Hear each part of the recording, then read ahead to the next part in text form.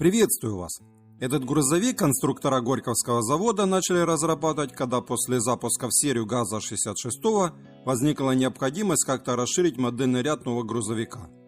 И создание нового более грузоподъемного трехосного грузовика на базе ГАЗа-66 виделся вполне разумным. К тому же московский завод ЗИЛ никак не мог наладить выпуск своего трехосного автомобиля ЗИЛ-131, и упустить шанс создать свой трехосный грузовик они не могли.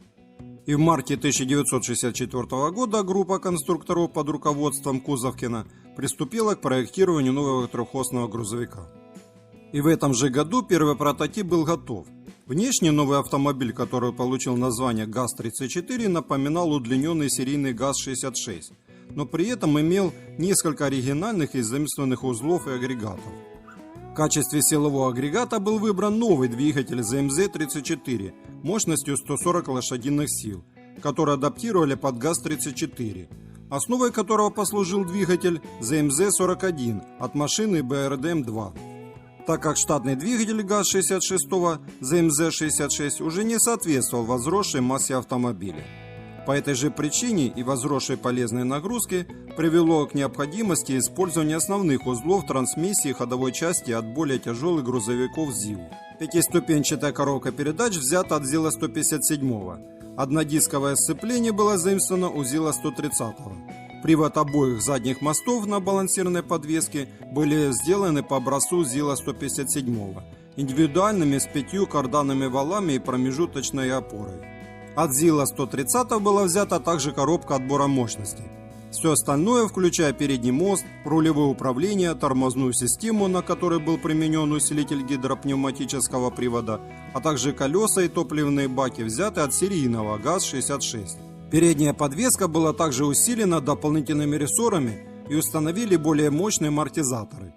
Два задних моста также взяты от ГАЗа-66, но только с небольшими изменениями по месту крепления подвески.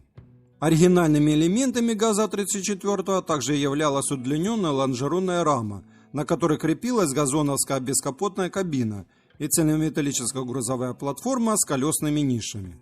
На ней монтировали трипродольные откидные скамейки на 27 человек личного состава и тент со смотровыми окошками. В следующем году были построены еще два экземпляра, на которых установили лебедку и систему регулирования давления воздуха в шинах, которые отсутствовали в первых прототипах. Обе машины сразу же поступили на заводские испытания и прошли дистанции в 25 и 50 тысяч километров, где они себя показали с хорошей стороны. Воодушевленные успехом, заводчане собрали в 1967 году еще 3 экземпляра, которые отличались уже измененной радиаторной решеткой. Именно эти машины участвовали в государственных межведомственных испытаниях, которые проходили в подмосковных Броницах и на полигоне НАМИ в Дмитрове. Также автомобили ГАЗ-34 участвовали на нескольких маршрутах от Москвы до Ашхабада и Ухты, на разной местности и при разных температурах.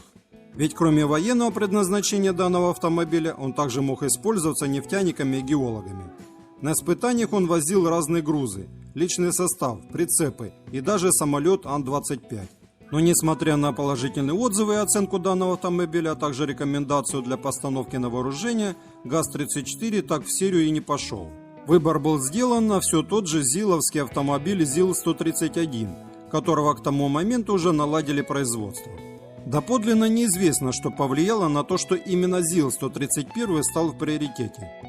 ГАЗ-34 имел, конечно, меньшую грузоподъемность, чем у ЗИЛа-131, но по ряду параметров он имел ряд преимуществ. А это меньший вес, большая экономность и вместительная грузовая платформа. Но причина, наверное, заключается в том, что ЗИЛ-131 оказался более мощным грузоподъемным автомобилем, чем ГАЗ-34.